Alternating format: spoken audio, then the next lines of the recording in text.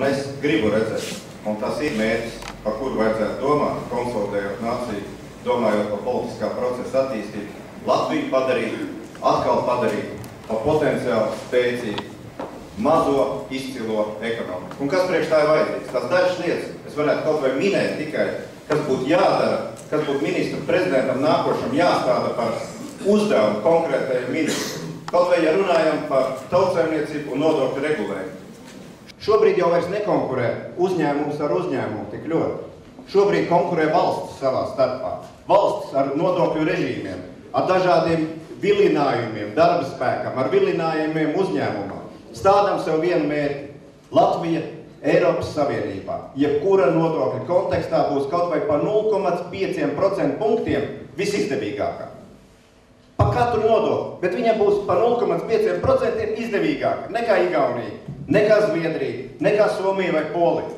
Viens skaidrs, precīzi saprotams uzdevums nākošajam finanses ministram.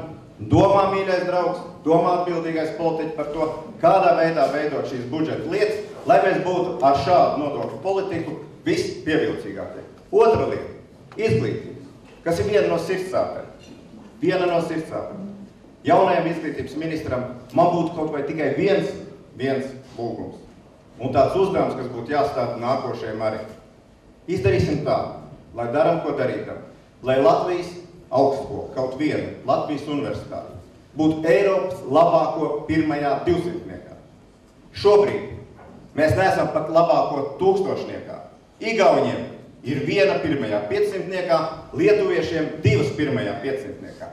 Stādam mēs mērķi savā valstī, šeit Latvijā, ka viena augstskola, Latvijas valsts universitāte, tā ir visvecākajām tradīcijām, ar vislielāko potenciālu, būs pirmajā 200-niekā. Un tā katrā nozarē uzstādam vienu šo te latiņu, kura nav vienā dienā sasniedzama, bet tāda, kas skaidrs, vai mainās ministri vai ne, mēs visi varam pieiet. Jūs varat pieiet klāt nākošam izglītības ministram un teikt, kā pirmo 200-nieku. Es varu pieiet, prasīt, kā pirmo 200-nieku. Uzstādam tādas, to angļu valodā sauc benchmarks, tas saucās laba